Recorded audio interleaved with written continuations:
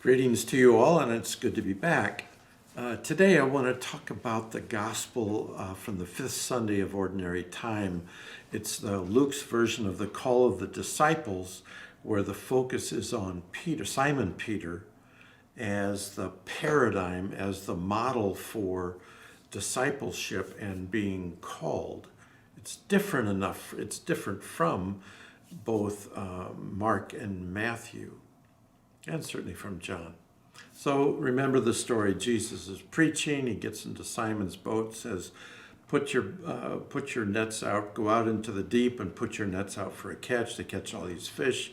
Peter says, oy vey, I've got all these fish. Depart from me, I'm a sinful man. Don't be afraid. From now on, you will be catching people alive. In summary.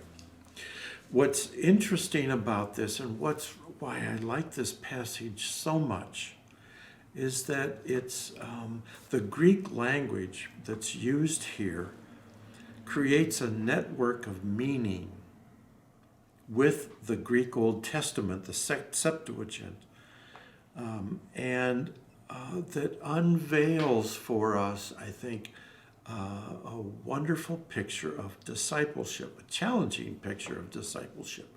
So what I want to do first of all is go through a few of the Greek words and make the connections that I have found between Luke's text and the Septuagint. So the first thing to notice is that Jesus got into Simon's boat. The Greek word there is ploion, and it really means ship. It's mostly translated as ship in the Old Testament. Now, are we to think that Peter had something like the Black Pearl from Pirates of the Caribbean? No. The Greek term is applied to whatever Peter had there, in fact. And the Greek term, though, connects with all these instances of ploion that appear in the Greek Old Testament. So here's one. You're going to be surprised at this. It's from Isaiah chapter 2. For the Lord of hosts has a day against all that is proud and lofty, against all that is lifted up and high, against all the ships of Tarshish, ships ploia, the plural, against all the beautiful craft. The haughtiness of people shall be humbled, and the pride of everyone shall be brought low.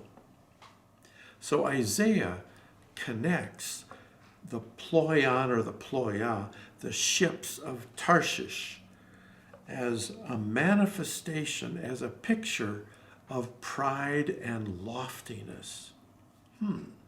So Jesus steps into Peter's boat. We can imagine it historically, but the overlay, as it were, has to do with stepping into that which was Simon Peter's badge of loftiness, haughtiness, and pride. So Jesus steps into Simon Peter's world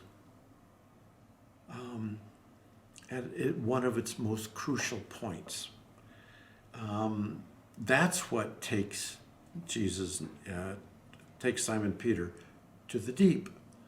And so he directed him to this fishing site, right? Go out, there's a good place over there, Simon Peter. Go, you'll catch some fish there. Go out into the deep, bathos.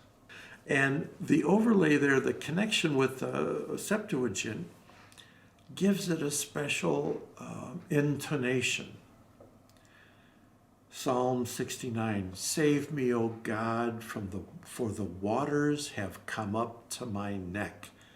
I sink into the bathos, into the deep mire, where there is no foothold. I'm drowning.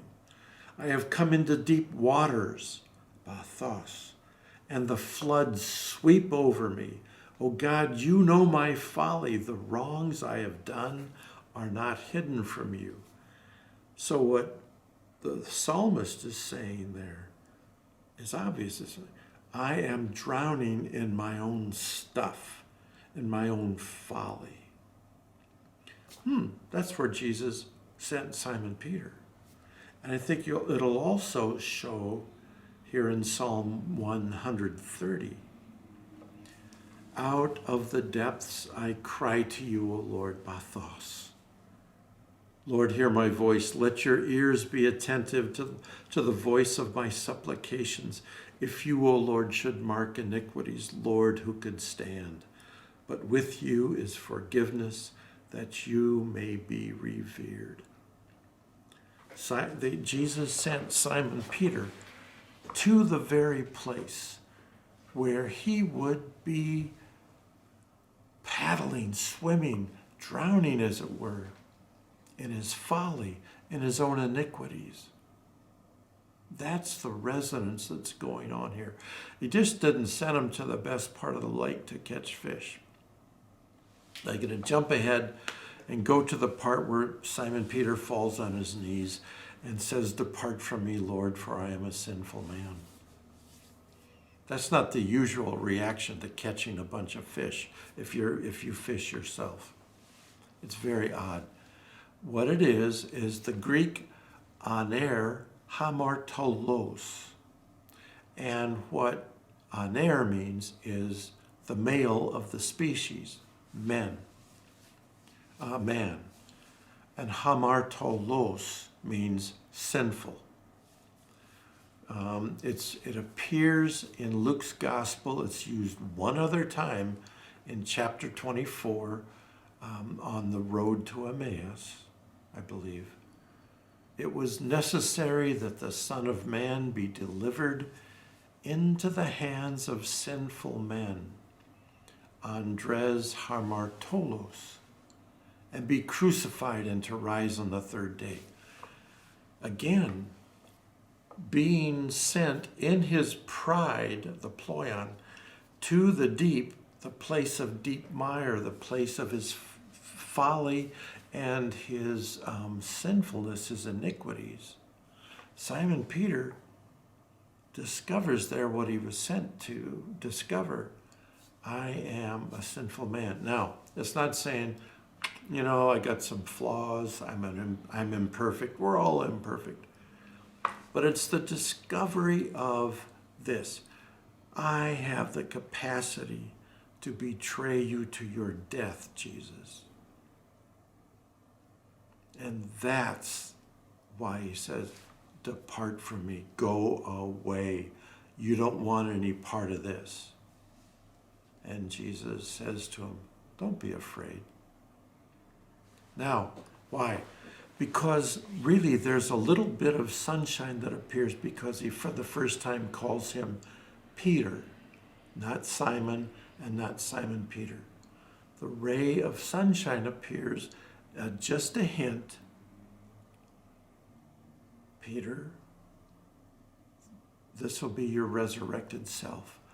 The last thing is about him being saving people alive. It's a Greek word, zogreo, and it's mainly used in the book of Joshua. And I'm not going to go into that deeply, but it's about the prostitute Rahab and her family who saved the spies alive. They themselves were saved alive by Joshua and the leaders of the people before destroying Jericho. But here's the point of the whole thing. You will save other people's alive. And I used a paraphrase from our own Jesuit constitutions that the mission by which we most truly and authentically minister comes out of the grace that is at work to save us. So in Simon Peter's instance, the grace that was at work, don't be afraid, to save him within his pride, his folly, his iniquities, and his capacity for betrayal and death. That's the grace that is at work from which he will most authentically minister. And that's the paradigm for discipleship that Jesus promotes, or that Luke promotes in this gospel. It's the path for each of us, especially in the part of life where we are a bit older and wiser and jaded. We get to take that inner journey into ourselves to discover, if we are willing, the depths of our iniquity, for the sake of finding our most authentic ministry and service to the world. That is, the journey of discipleship is about discovering how the grace of God through Christ and the Holy Spirit saves and heals us so that we might most authentically minister to the world. So God bless you. It's great to be back again, and keep sending out these videos, and I wish you well and happy Lent.